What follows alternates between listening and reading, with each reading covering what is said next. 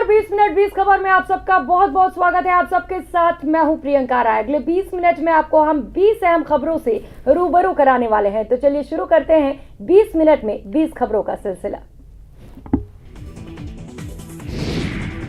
उत्तराखंड में पूर्व मंत्री के बेटे के रिसोर्ट में रिसेप्शनिस्ट अंकिता भंडारी की मौत पर लोगों का गुस्सा लगातार तीसरे दिन उफान पर रहा। अंकिता के होम टाउन उत्तराखंड के श्रीनगर में सैकड़ों लोगों ने प्रदर्शन किया। महिलाओं ने अंकिता की फोटो वाली तस्वीरें उठाकर इंसाफ की मांग की। घटना के विरोध में श्रीनगर शहर बंद रहा। प्रदर्शनकारियों ने अंकिता की पोस्टमार्टम रिपोर्ट को सार्वजनिक करने की मांग रखकर श्रीनगर नेशनल हाईवे पर जाम लगा दिया। इससे पहले अंकिता के पिता और भाई ने अंतिम संस्कार करने से मना करते हुए पोस्टमार्टम रिपोर्ट की मांग की थी। अंकिता के भाई अजय भंडारी का यह आरोप है कि अंकिता को नदी में फेंकने से पहले उसके साथ मारपीट भी की गई थी। पुलिस प्रशासन ने अंकिता के पिता वीरेंद्र सिंह भंडारी से बात की, लेकिन उनकी वार्ता विफल रही। वहीं अंकिता के पिता ने लोगों से अपील की कि वे प्रदर्शन के दौरान सड़कें जाम न करें। इस दौरान उन्होंने भीड़ से पूछा कि क्या किया जाए, तो लोगों ने कहा कि मांगे पूरी होने तक प्रदर्शन जारी रहेगा।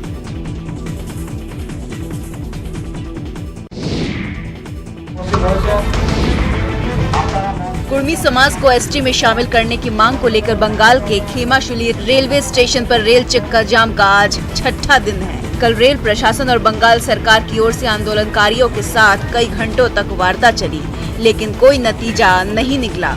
उम्मीद जताई जा रही थी कि दुर्गा पूजा को देखते हुए आंदोलन स्थगित कर दिया जाएगा, लेकिन वार्ता विफल रहने से आज भी रेल चक्का जाम जारी है। हालांकि कल की वार्ता के बाद कुर्मी समाज के दो समूहों में बंटने की बात भी सामने आ रही है। एक समूह ने बुधवार तक रेल और बंगाल सरकार को समय दिया है, वहीं दूसरे समूह ने आंदोलन को जारी रखने का ऐलान किया है। वहीं रेल प्रशासन और बंगाल सरकार की ओर से आने वाले बुधवार तक का समय लेते हुए आंदोलनकारियों से बार बार अपील की जा रही है कि आंदोलन को समाप्त करें और जो भी कमियां हैं उसे दूर करते हुए बुधवार तक केंद्र सरकार को भेजा जाएगा।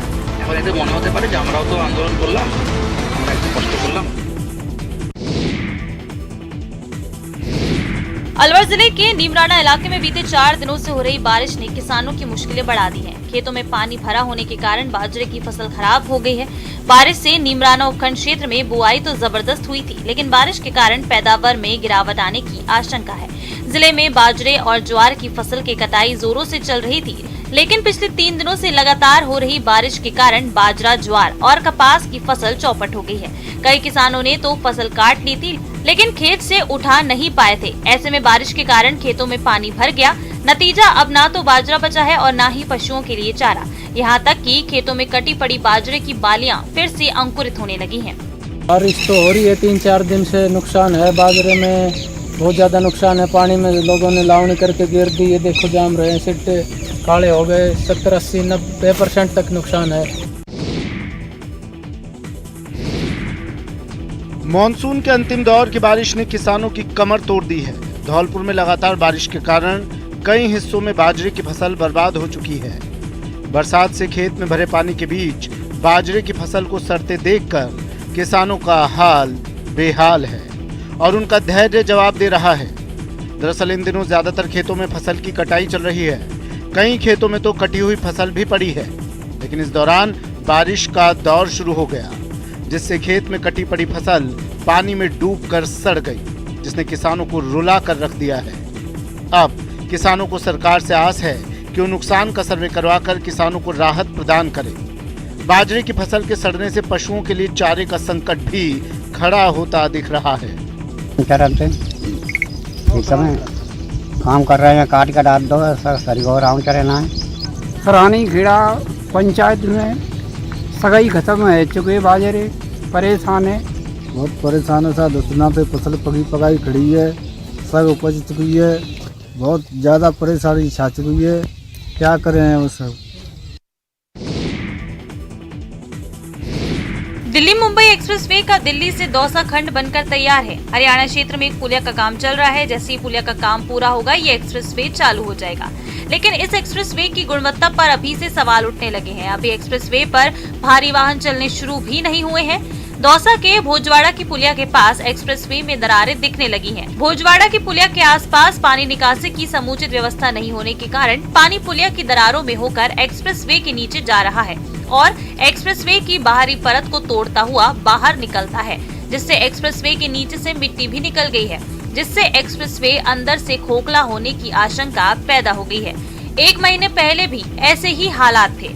खबर चली तो मरम्मत के नाम पर खानापूर्ति की गई, लेकिन पिछले 5 दिनों में हुई बारिश के कारण एक बार फिर से एक्सप्रेसवे का पानी रोड के अंदर चला गया और सड़क के बाहरी दीवार को तोड़ता हुआ निकल गया। ऐसे में एक्सप्रेसवे निर्माण में गुणवत्ता की पोल खुलती जा रही है।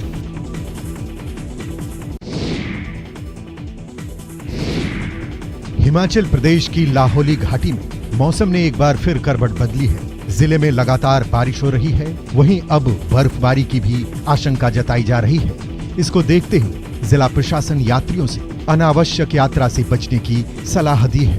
उपायुक्त सुमित खीमटा ने आम जनता को सलाह देते हुए कहा कि वो किसी भी प्रकार के जोखिम से बचने के लिए ऊंचाई, कम तापमान वाले क्षेत्र में अनावश्यक यात्रा से बचें और अपने घरों में सुरक्षित स्थानों पर रहें। उन्होंने समस्त ग्राम पंचायत प्रधान, पटवारी, पंचायत सचिवों और गैर सरकारी संगठनों से अनुरोध किया है कि किसी भी अप्रिय घटना से बचने के लिए इस संदेश को अधिक से अधिक लोगों तक फैलाएं।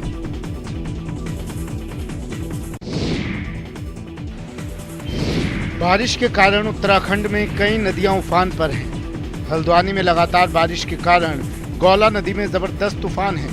इसके अलावा कैलाश और नंधौर नदियों में भी उफान देखने को मिल रहा है। गौला नदी पर काठगोदाम में बने बैराज से 10,000 क्यूसेक पानी छोड़ना पड़ा।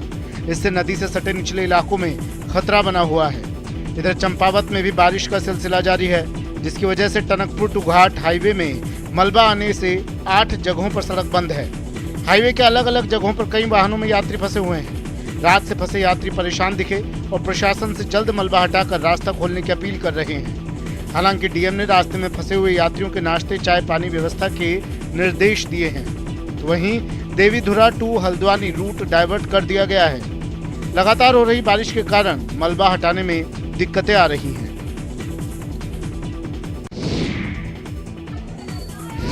उत्तराखंड के उधम सिंह नगर में 2 दिनों से हो रही मूसलाधार बारिश जिले में जगह जगह जल भराव लेकर आ गई, जिसके कारण लोगों को भारी परेशानियों का सामना करना पड़ रहा है। रुद्रपुर का मुख्य बाजार बारिश से लबालब हो गया और बारिश का पानी दुकानों के बेसमेंट में घुस गया। वहीं अंबेडकर पार्क के पास हुए भारी जल भराव से वहां से गुजरने वाले लोगों को भारी परेशानियों से जूझना पड़ा। जल भराव से नाराज व्यापार मंडल के लोगों ने मुख्य बाजार में जमा हुए पानी में बैठक कर धरना प्रदर्शन किया। इस दौरान उन्होंने नगर निगम के खिलाफ नारेबाजी की।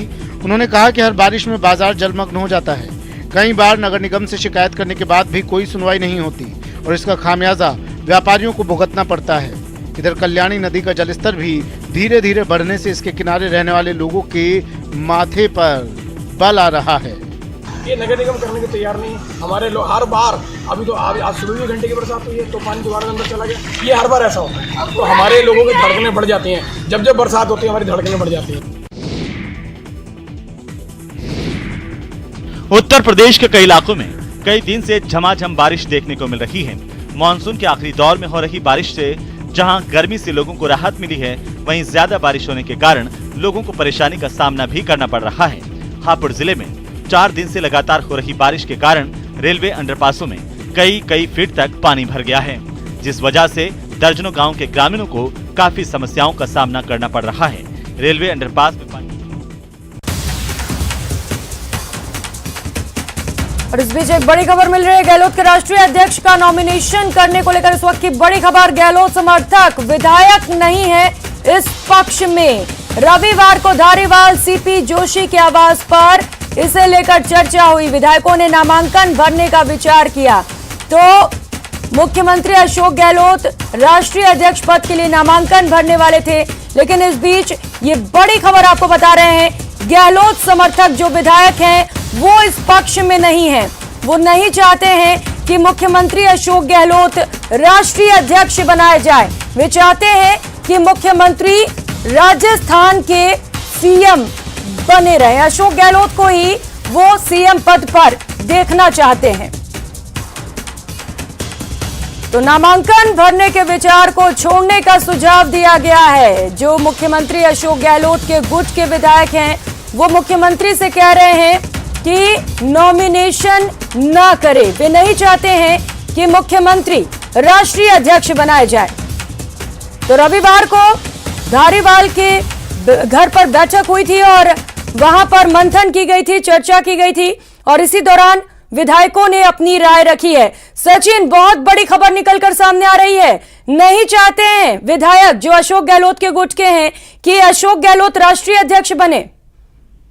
बिल्कुल, देखिए, क्योंकि जिस तरह से कल घटनाक्रम हुआ है उसके बाद विधायक इस बात को जानते हैं कि पूरे देश से अशोक गहलोत को वोट लेने हैं और जो मैसेज कल आला कमान के पास गया है कि अशोक गहलोत सामने आए या ना आए, लेकिन ये स्थिति तो बिल्कुल साफ है कि ये जो पूरा घटनाक्रम हुआ है इसकी जानकारी अशोक गहलोत को थी। आला कमान ऐसी बात मानता है और क्योंकि जो पर्यवेक्षक आए थे, जो ऑब्जर्वर आए थे, उन्होंने अशोक गहलोत से कही भी थी बात कि वो अपने विधायकों को मनाए, लेकिन बताया जाता है कि अशोक गहलोत ने हाथ खड़े कर दिए तो उन्होंने कहा कि मेरे हाथ में कुछ भी नहीं है, लोग मानने के लिए तैयार नहीं। तो ऐसी स्थिति में देखिए, चाहे सामने कुछ ना हो, लेकिन जो पीठ पीछे से हो रहा था वो सब कुछ समझ में आ रहा है कि किसके कहने पे हो रहा है, किसके इशारे पे हो रहा है। तो ऐसी स्थिति में अब उनके विधायकों का ये मानना है कि अब राष्ट्रीय अध्यक्ष के चुनाव में हो सकता है कि उनको पूरे वोट नहीं मिले। तो वो उन्होंने सुझाव दिया कि इसको फिलहाल टाल देना चाहिए, क्योंकि अगर चुनाव परिणाम अगर विपरीत आते हैं तो उससे बहुत गलत छवि जाएगी अशोक गहलोत की। ये देखिए, नॉमिनेशन भरने से तो उन्हें कोई नहीं रोक सकता, क्योंकि कांग्रेस ने जिस तरह से चुनाव परिणाम जारी किया कि कोई भी व्यक्ति नॉमिनेशन भर सकता है, तो सीएम अशोक गहलोत भी नॉमिनेशन भर सकते हैं, आलाकमान की मर्जी हो या आलाकमान चाहे या ना चाहे। लेकिन वोट लेना बड़ा मुश्किल हो जाएगा, क्योंकि अशोक गहलोत के विधायकों के द्वारा जो ये काम किया गया है इसे एक तरह से बगावत मान के चला जा रहा है कि ये आलाकमान के प्रति अशोक गहलोत और उनके समर्थकों ने बगावत की। तो ऐसी स्थिति में जो अन्य पीटीसीज हैं, अन्य राज्यों के प्रदेश के जो प्रदेश कांग्रेस कमेटी के सदस्य हैं, जो एआईसीसी के सदस्य हैं, वो गहलोत के पक्ष में वोट करें या ना करें, इस पर संशय बना हुआ है। जी बिल्कुल सचिन, बगावती सुर अलापने लग गए हैं विधायक, क्योंकि अभी तक तो ये सवाल उठ रहे थे कि क्या एक व्यक्ति दो पद का फॉर्मूला लागू होगा, क्योंकि विधायक ये कहते फिर रहे थे कि अशोक गहलोत सीएम भी रहेंगे, राष्ट्रीय अध्यक्ष का पदभार भी संभालेंगे। लेकिन अब कहीं ना कहीं स्थिति स्पष्ट होती नजर आ रही सचिन, क्योंकि आप साफ तौर पर खुलकर सामने आए विधायक और कह रहे वे नहीं चाहते हैं कि अशोक गहलोत राष्ट्रीय अध्यक्ष बने। उसकी वजह यही है कि जिस तरह घटनाक्रम का राजस्थान में हो, उससे अशोक गहलोत की छवि में बहुत बड़ा असर पड़ा है। हालांकि महेश जोशी ये बात कह रहे थे कल भी कि हमने सीएम अशोक गहलोत के कहने पर कुछ भी नहीं किया, लेकिन ये बात भी तो दूसरी निकल के आती कि सीएम अशोक गहलोत आप लोगों को मना भी नहीं पाए। ये भी अपने आप में बड़ा सवाल था कि सीएम अशोक गहलोत आलाकमान के पक्ष में अपने विधायकों को नहीं मना पाए या नहीं मनाना चाहते थे। कुछ भी हो सकता है, लेकिन इससे ये छवि निकल के सामने आई कि आलाकमान जो चाहता था वो राजस्थान में नहीं हुआ। तो राजस्थान के जिस नेता को आलाकमान आगे करना चाहता था, अब उसको किस मुंह से आगे करे, क्योंकि आलाकमान देखिए सचिन, देखिए इन सब बातों से ये तो क्लियर हो चुका है कि आलाकमान का जो आदेश है वो सर्वोपरि नहीं है, ये दिख रहा है यहाँ पर। लेकिन अब ऐसे में सबसे बड़ा सवाल ये उठता है कि राष्ट्रीय अध्यक्ष को लेकर अब नामांकन मुख्यमंत्री अशोक गहलोत भरेंगे भी या नहीं, उनके मन में क्या है ये जानना फिलहाल बाकी है। बहुत शुक्रिया सचिन आपका इन तमाम जानकारियों के लिए। और इस बीच एक और बड़ी खबर मिल रही है इसी मामले को लेकर। आपको बता दें, अजय माकन ने फोन पर बातचीत की और उन्होंने बताया है कि विधायक मिलने को तैयार नहीं है। 3 शर्त अशोक गहलोत के गुट ने रखी थी। आज वापस माकन और खड़गे दिल्ली के लिए रवाना हो रहे हैं। करीब 2:30 बजे की फ्लाइट है, जिससे मल्लिकार्जुन खड़गे और माकन वापस दिल्ली के लिए रवाना हो रहे हैं। तो विधायक मिलने को तैयार नहीं है, कोई बातचीत नहीं करना चाहते हैं। उनका कहना है 3 सूत्रीय जो मांगे रखी गई हैं, पहले आलाकमान उस पर विचार करे। तो कहीं ना कहीं बगावती सुर इस वक्त देखने को मिल रहे हैं। गहलोत गुट ने साफ तौर पर कह दिया है कि कोई बातचीत नहीं होगी। उन्होंने जो 3 सूत्रीय मांगे रखी हैं, पहले उन पर विचार किया जाए। तो अजय माकन ने फोन पर बातचीत की है और ये जानकारी साझा की है। विधायक फिलहाल मिलने को तैयार नहीं है, कोई बातचीत नहीं करना चाहते हैं। तो अपडेट्स लगातार इस मामले को लेकर दे रहे हैं। ऑब्जर्वर के तौर पर अजय माकन और खड़गे आए हुए थे, लेकिन अब बिना बातचीत किए, बिना कोई हल निकाले इस मामले पर ये दोनों वापस जा रहे हैं। बताया जा रहा है वहां पर जाके आला कमान से दोनों मुलाकात करेंगे और यहां जो कुछ भी हुआ विधायकों की रिपोर्ट वहां पर जाकर सौंपी जाएगी। अब देखने वाली बात यह होगी कि रिपोर्ट में क्या कुछ होता है।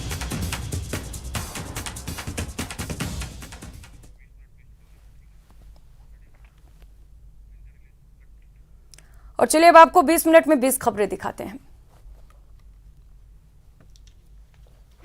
पीएम मोदी के मन की बात कार्यक्रम में उत्तर प्रदेश का मेरठ छा गया, जब पीएम ने कबाड़ से जुगाड़ अभियान की सराहना की और इसे देश के लिए मिसाल बताया। बता दें कि मेरठ के गांधी आश्रम समेत कई चौराहों को नगर निगम कबाड़ से सजा रहा है। इन चौराहों पर नगर निगम के गोदाम में पड़े खराब ठेलों की चेन, टायर और रॉड से चौराहों को सजाया जा रहा है। गांधी आश्रम चौराहे पर लोहे के स्कैप से फाउंटेन बनाया गया है। इसके अलावा सर्किट हाउस चौराहे पर लाइट ट्री बनाया गया है। नगर निगम के गोदाम में लंबे समय से पड़ा कबाड़ नगर निगम के लिए सिरदर्द बना हुआ था, जिसके बाद करीब 2 महीने पहले कबाड़ से जुगाड़ अभियान शुरू किया गया। इसके लिए निगम के अधिकारियों ने फाउंटेन लगाने वाली एक कंपनी से संपर्क किया और इस कंपनी के साथ नगर निगम ने काम शुरू कर दिया। कंपनी ने पहला फाउंटेन गढ़ रोड स्थित गांधी आश्रम चौराहे पर बनाया। दूसरा सर्किट हाउस, यही नहीं कबाड़ में पड़े डीजल के ड्रमों को रंग कर उन्हें पार्क में रखा जा रहा है। हाथ ठेले के पहिए से सेल्फी पॉइंट सजाए जा रहे हैं।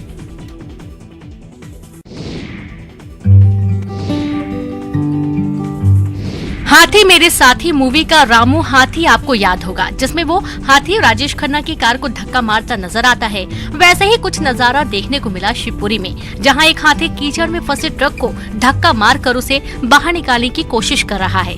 सोशल मीडिया पर ये वीडियो काफी वायरल हो रहा है। बताया जा रहा है कि सिख समुदाय का एक जत्था ट्रक में सवार होकर अमृतसर से नांदेड़ की तरफ जा रहा था। इस जत्थे में कई घोड़े और हाथी भी शामिल थे। तभी कोलारस के पास ट्रकों का काफिला कीचड़ में फंस गया और फिर ट्रकों को बाहर निकालने के लिए हाथी का सहारा लेना पड़ा। हाथी ने धक्का मारकर ट्रक को कीचड़ से बाहर निकाला।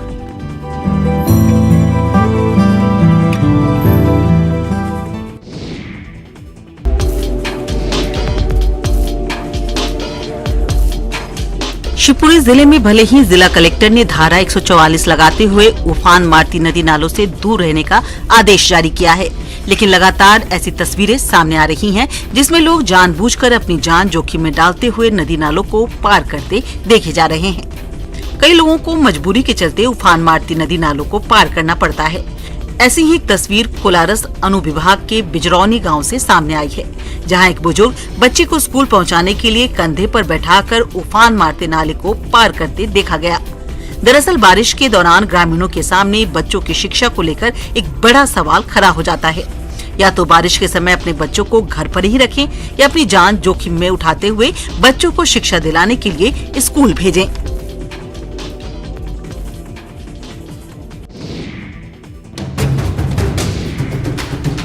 सोशल मीडिया पर बाइक स्टंट का वीडियो डालना भिलाई के एक शख्स शेख बशीर को महंगा पड़ गया। जब ये वीडियो सोशल मीडिया के जरिए दुर्ग एसपी तक पहुंचा तो स्टंटबाज की तलाश शुरू हुई। दरअसल सोशल मीडिया में एक बाइक सवार शहर की व्यस्ततम सड़क के बीच अपने दोनों पैर एक तरफ कर बैठा नजर आ रहा है। इतना ही नहीं, सामने हैंडल पर मोबाइल भी लगा रखा है। वहीं बिना हेडलाइट भगवान भरोसे चल रही बाइक खुद ही अपनी दुर्दशा बयान करती नजर आ रही है। ऐसे में जब उच्चाधिकारी का निर्देश मिला तो यातायात विभाग ने बाइक नंबर के आधार पर स्टंटबाज शेख बशीर को खोज निकाला। ट्रैफिक दफ्तर में खुद एसपी अभिषेक पल्लव ने स्टंटबाज शेख बशीर की जमकर क्लास ली। इस क्लास का वीडियो भी फेसबुक लाइव के माध्यम से लोगों तक पहुंचाया गया ताकि उन्हें भी वो ये समझा सके कि स्टंटबाजी कितनी नुकसानदेह हो सकती है।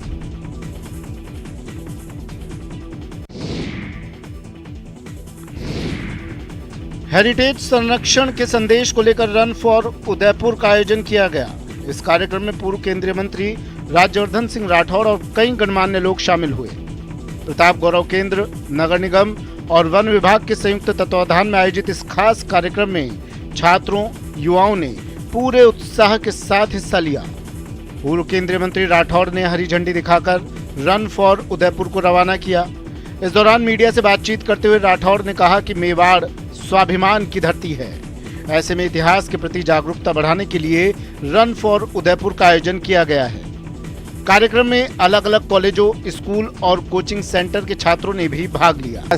जागरूकता बढ़ाने के लिए ये रन फॉर उदयपुर का आयोजन करा है। इसमें स्वास्थ्य का भी लाभ होता है क्योंकि प्रधानमंत्री मोदी जी का जो फिट इंडिया का मूवमेंट है वो भी इसके साथ जुड़ता है।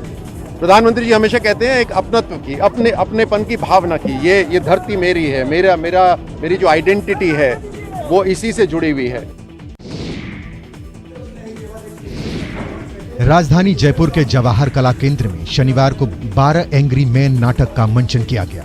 केंद्र की पाक्षिक नाट्य योजना के तहत हुए नाटक का निर्देशन विशाल विजय ने किया। इस दौरान बेहतरीन अभिनय से रंगकर्मियों ने सुधे दर्शकों को एक टक नाटक देखने पर मजबूर कर दिया।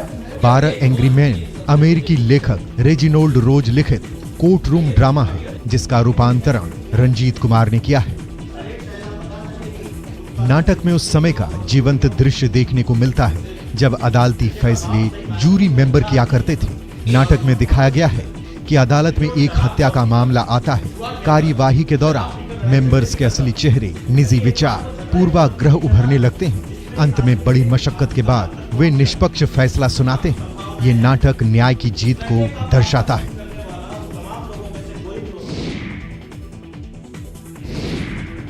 सोमवार यानी कि 26 सितंबर से शुरू हो रहे शारदीय नवरात्र को लेकर लोगों में उत्साह देखते ही बन रहा है। नवरात्र के दौरान हनुमानगढ़ टाउन के पास अमरपुरा थिहड़ी गांव में स्थित मां भद्रकाली के मंदिर में देश भर के श्रद्धालुओं का तांता लगा रहता है। वैसे तो साल भर यहाँ श्रद्धालु माथा टेकने आते हैं। कहा जाता है कि इस मंदिर का निर्माण अकबर ने करवाया था और यहाँ सभी धर्मों के लोग माथा टेकने आते हैं। मां भद्रकाली का ये ऐतिहासिक मंदिर विलुप्त सरस्वती नदी और फिलहाल घगर नदी के किनारे हनुमानगढ़ टाउन से करीब 5 किलोमीटर दूर अमरपुरा खेड़ी गांव में मंदिर है। यहाँ पर हर वर्ष शारदीय और चैत्र नवरात्र में बड़ा मेला भरता है, जिसमें देश भर से लाखों श्रद्धालु मां भद्रकाली के चरणों में माथा टेकने आते हैं। यहाँ आने वाले श्रद्धालुओं का कहना है कि मां भद्रकाली के दर पर माथा टेकने से उनकी सभी मुरादें पूरी होती हैं। देखो जी, ये शब्द अनुसार जी पूरी होगी, सब आते हैं। मैं फर्स्ट टाइम आया हूँ यहाँ से, बीकानेर से आया हूँ। मैं यहाँ पे फर्स्ट टाइम आया हूँ। मेरे को सिस्टर ने बोला कि यहाँ पे जाके आप कुछ मांग, यहाँ पर मनोकामना पूरी होती है। मैं तो बहुत सालों से आ रहा हूँ यहाँ पे। मतलब मैं लगा था 16 साल की उम्र से आने के लिए, मेरी उम्र हो गई 28 साल। मेरी हर इच्छा पूरी हुई है यहाँ पे। 26 सितंबर से शुरू हो रहे शारदीय नवरात्र को लेकर सिरोही में जबरदस्त उत्साह है। देवनगरी सिरोही के हृदय स्थल राम झरोखा मैदान में नवरात्र महोत्सव की तैयारियां जोरों पर हैं। यहां इस बार बंगाल, गुजरात और मारवाड़ की संस्कृति का अनूठा संगम देखने को मिलेगा। माता की प्रतिमाओं को बनाने के लिए बंगाल से आए मूर्ति कलाकार प्रतिमाओं को सजाने संवारने के साथ अंतिम रूप दे रहे हैं।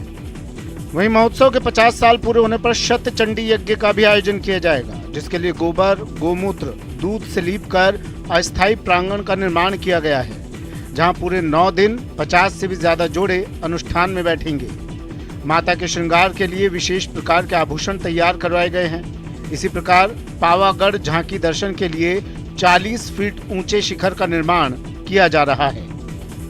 माँ दुर्गा के 9 रूपों का जो है अलग लीलाएं जो प्रकट होगी, वो जो इन लीलाओं को जो है झांकियों के माध्यम से बताया जाएगा। और यहाँ पर जो भी श्रद्धालु आएंगे वो भक्ति की गाथा में लोग खोते हुए नजर आएंगे। कई श्रद्धालु जो है इस बार जो है लंबी कतारें लगने को हैं, क्योंकि यहाँ पर पहले से ही बुकिंग की जा रही है कि कौन सा श्रद्धालु को दर्शन के लिए आए और किस इस माता की भक्ति में जो है लीन हो जाए।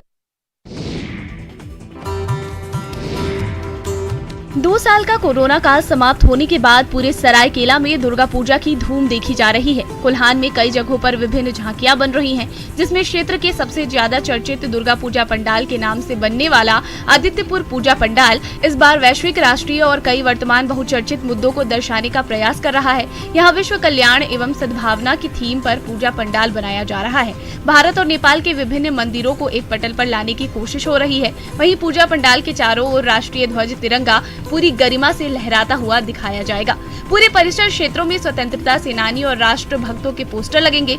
एक भारत श्रेष्ठ भारत के नारे से पूरा क्षेत्र रंगा नजर आएगा। वहीं क्षेत्रीय मुद्दों में सरायकेला जिले में ड्रग्स के खिलाफ एक मुहिम चलाने का प्रयास हो रहा है, जिसमें युवाओं की मूर्तियां बनाकर ड्रग्स जैसे जहर से होने वाले हानि को दर्शाने का प्रयास इस पूजा पंडाल के माध्यम से किया जा रहा है। 20 मिनट 20 खबर में फिलहाल इतना ही। मुझे दीजिए इजाजत। नमस्कार।